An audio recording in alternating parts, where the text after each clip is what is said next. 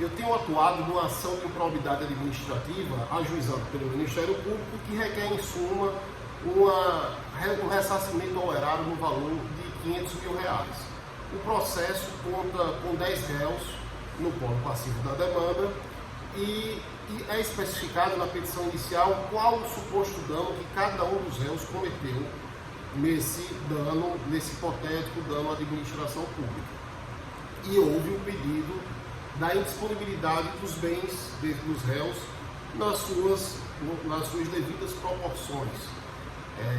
O magistrado, nos termos do artigo 16 da Lei 8429 de 1992, que é a Lei de Improbidade Administrativa, deferiu a essa liminar pleiteada pelo Ministério Público. No caso do meu cliente, especificamente, lhe é imputado o dano no valor, no montante de R$ 3.800.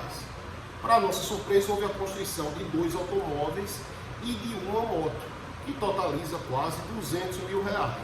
Então, a medida da Tavenha não levou em consideração os princípios da proporcionalidade e da razoabilidade, que está esculpido nessa lei por meio do artigo 16, parágrafo 6º e parágrafo 10º, que garante que a indisponibilidade dos bens pode ser substituído por uma caução idônea, por uma fiança bancária ou por um seguro garantia judicial. E também determina que a indisponibilidade dos bens deve servir exclusivamente para garantir o integral ressarcimento, sem incidir sobre os valores a serem eventualmente aplicados a título de multa civil ou sobre eventuais acréscimos patrimoniais decorrentes da atividade ilícita.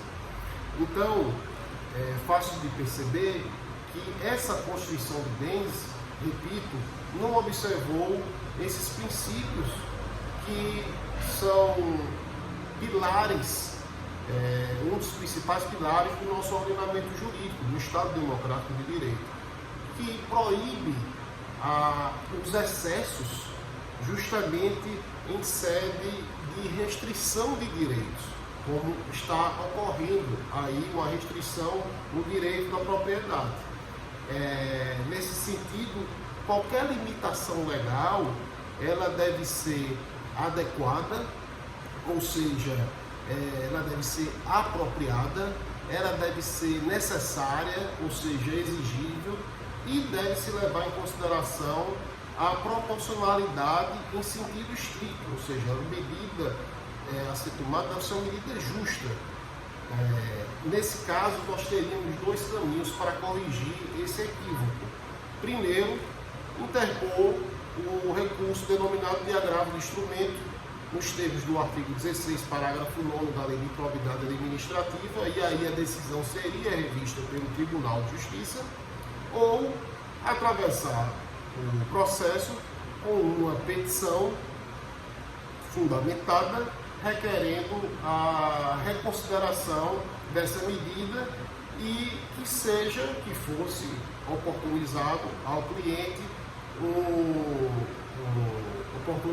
direito de efetivar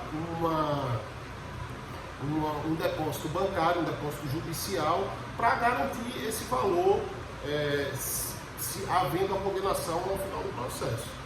E então nós optamos por uma questão do princípio de celeridade, de economicidade processual, optamos, num primeiro momento, por essa segunda opção e esperamos que esse direito lhe seja oportunizado e que prevaleça até o final do processo ou até o final da sentença.